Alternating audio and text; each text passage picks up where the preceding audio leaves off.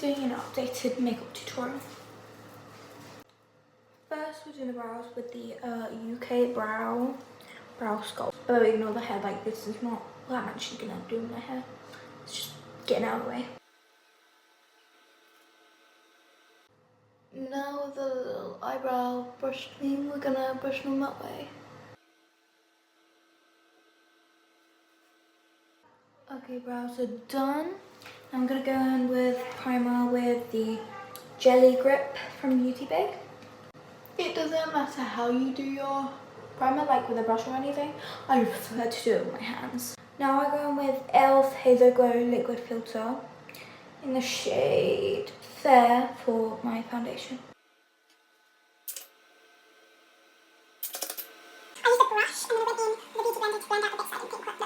Now I'm using the Foundation Plus Contour Stick from Primark in the shade Chai for my contour stick.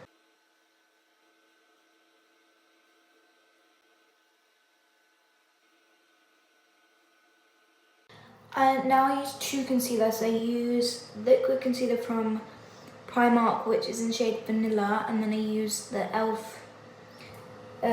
Camo Concealer, and it doesn't say what shade. I use the Primark one to go over any like spots on the lemon shade because it's like the same colour as my skin, so I do that. Once I've done that, I go in with the e.l.f. concealer under my eyes and I'll shade placement. Here, here.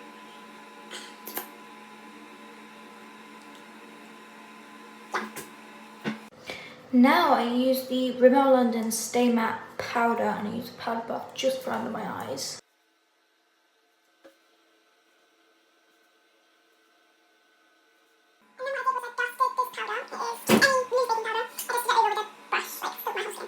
Now for blush, I use Makeup Gallery Feeling Blush. It's a duo blusher.